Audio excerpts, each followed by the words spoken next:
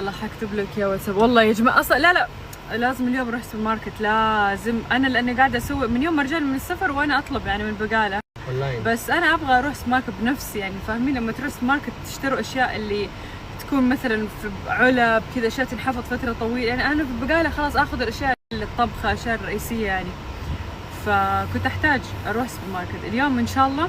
اللي ترجع من المدرسه نروح نوديها الدكتور، عندها موعد هي وركسان كمان عندها موعد. ركسان عندها رجلها تعورها لحد اليوم، تخيلوا ما ادري ايش صار.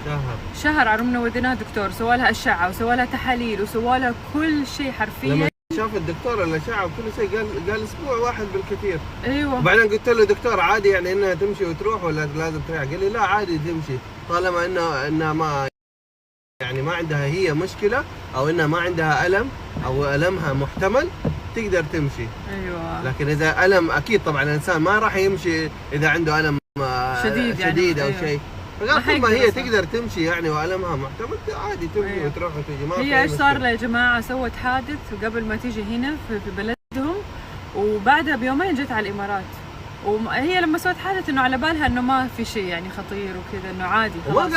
وما قالت لنا ولا قالت للمكتب انه عندها مشكله في رجولها ولا قالت المكتب. ولا لاحظنا احنا هذا الشيء في البدايات. كانت تمام تمشي الا قبل شهر قاعده تشتكي تقول لي رجلي تعورني ركبتي تعورني، لان هي قال لك انه اشتغلت في بيت في 4 ادوار وطالعه ونازله ومدري ايش. ايوه هذا الشيء اللي كانت تشتكي منه. ايوه تقول انه مو بس انا، حتى العاملات الثانيين كمان يشتكوا من نفس الشيء، انه ركبتهم تعورهم من الطلوع والنزول. فقلنا لها خلاص تعالي عند الدكتور، سووا لها تحاليل دم اشعه اشياء كثير سووا لها. شيء انه حتطيب مع المرهم والادويه. فجينا الحين تقول لنا نفس الشيء، تقول رجلي لسه ما طابت. فاليوم حنوديها هي الدكتور وينين الدكتور. اليوم عندنا موعد الدكاتره. صغيره وكبيره. شمس ارجع البيت اطبخ كذا بالها خلاص.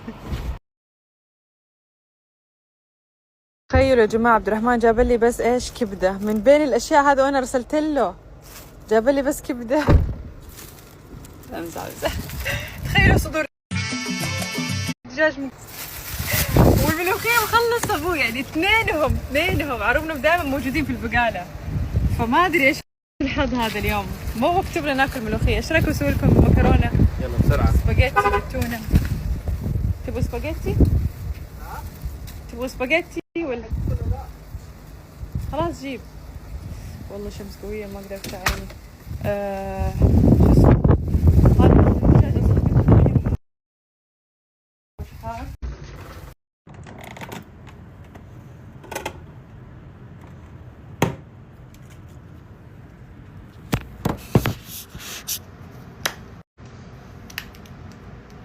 هذا مشكلته انه يعلق في